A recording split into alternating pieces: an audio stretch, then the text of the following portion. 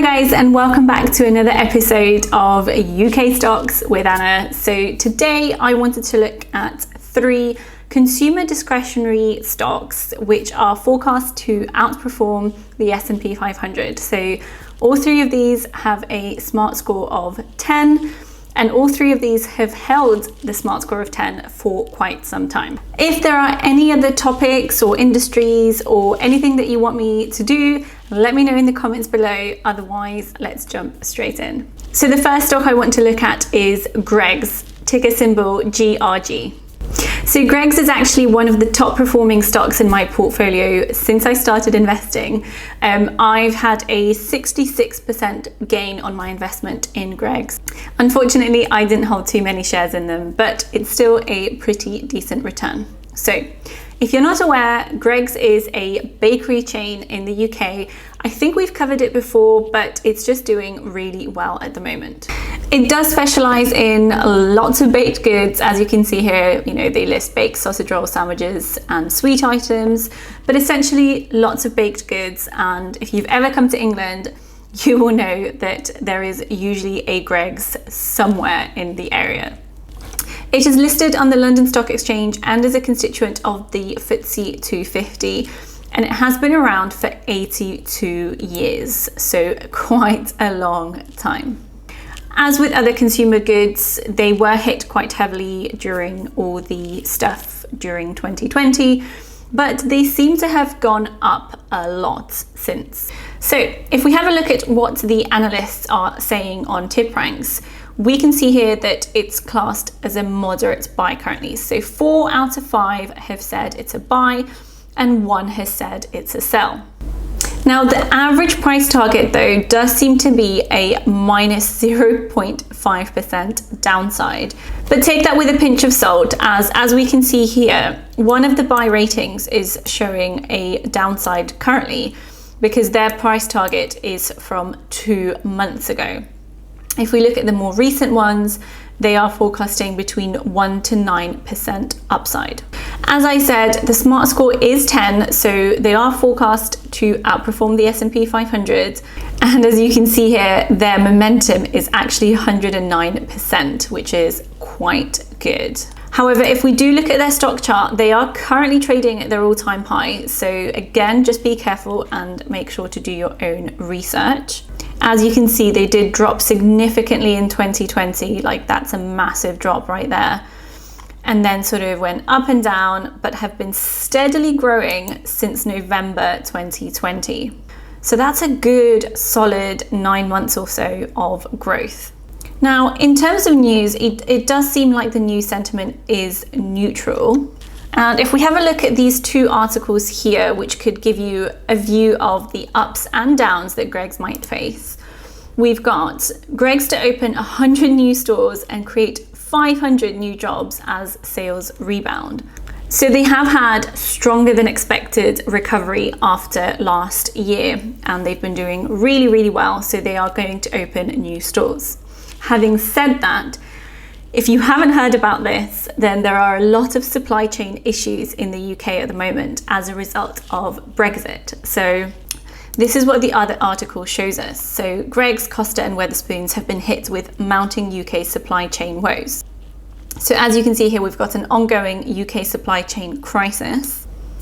The chain did not specify which items it was having issues with, but said that it was seeing temporary interruptions in supply for some ingredients. And it does say that supply shortages could hit as far ahead as Christmas, that suppliers are warning. Essentially, we've got issues with supply chains as a result of a shortage of lorry drivers, which is crazy. Lots of firms are actually offering ridiculous amounts of money for people to come on as lorry drivers.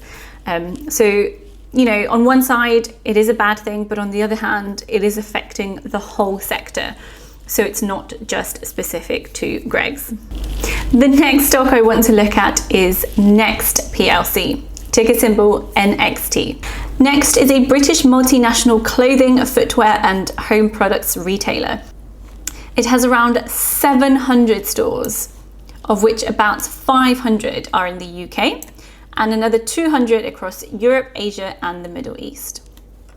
Next is actually the largest clothing retailer by sales in the UK, having overtaken Marks and Spencer's in early 2012. It is listed on the London Stock Exchange and is a constituent of the FTSE 100. It was founded 157 years ago, so it's been a while, for a long time.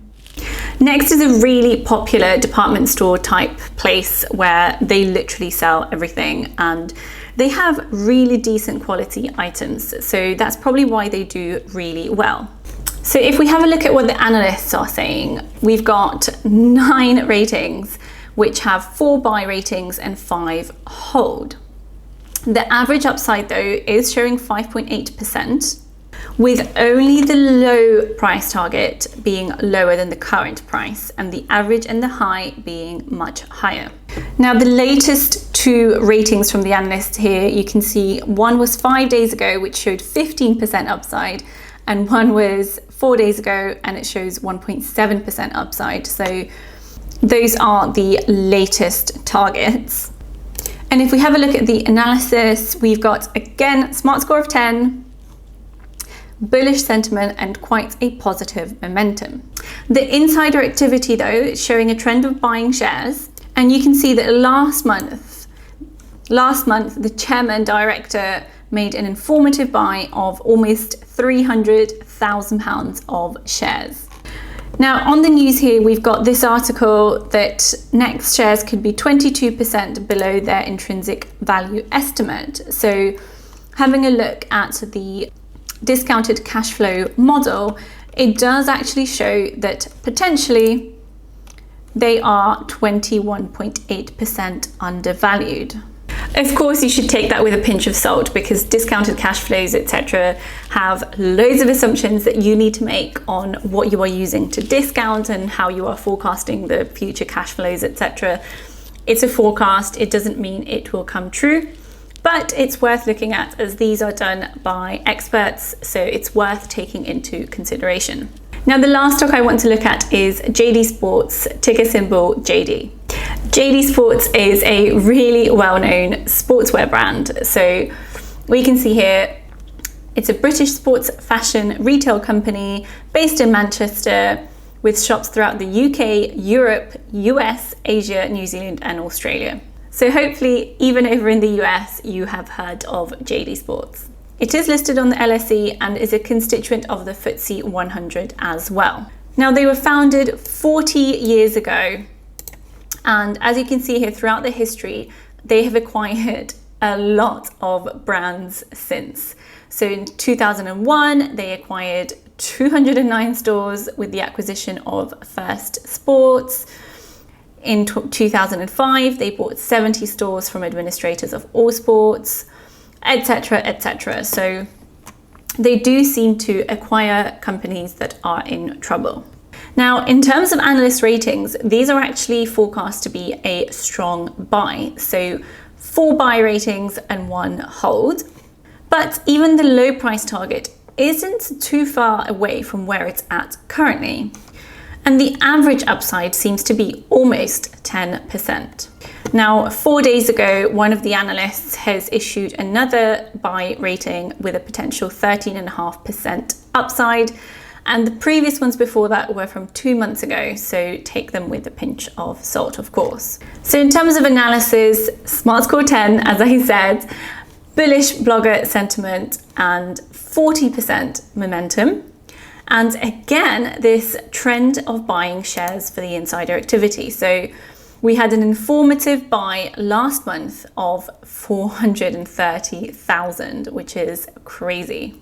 Now, if we have a look at the news, we've got this article here that is saying at 9.23, is it worth looking at? Now, obviously it has already surpassed that. As we can see, it's already at £10.